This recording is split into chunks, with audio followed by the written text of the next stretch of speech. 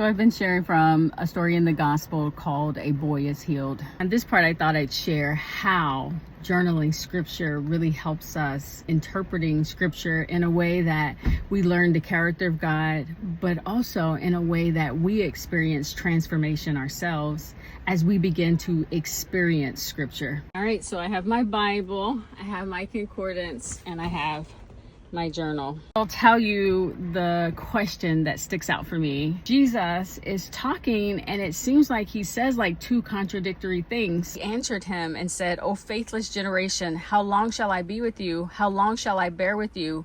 Bring him to me."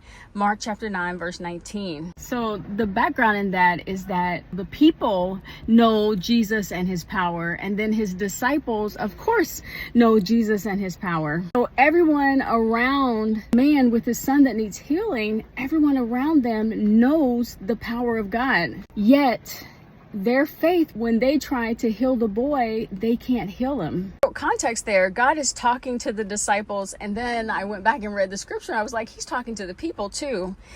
These are men of God, and they're people who have literally experienced the power of God in their lives, yet that they don't have faith to help a person that really needs them.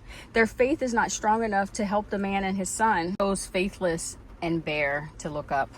So I thought I'd share why the importance of using a concordance. That scripture on face value looks like, in context, that the disciples don't have enough faith to drive out that demon themselves. So that verse translated out says, "O disbelieving generation, how long shall I be your example? How long shall I bring him to me?" And then what looks like a lack of faith for me becomes, they should have known when they were in over their heads, and they should have always been seeking Jesus. And that means Jesus shouldn't have happened upon what was happening. They should have been bringing the boy to Jesus themselves. So what does that look like? That looks like we need to know when we should definitely be praying over a situation. And then Jesus pretty much confirms it. He says, "So he said to them, this kind can come out by nothing but prayer and fasting." And you realize God has probably placed them in the hardest situation, and that is to watch the glory of God work it out. And that there are certain situations where we should just be praying and fasting.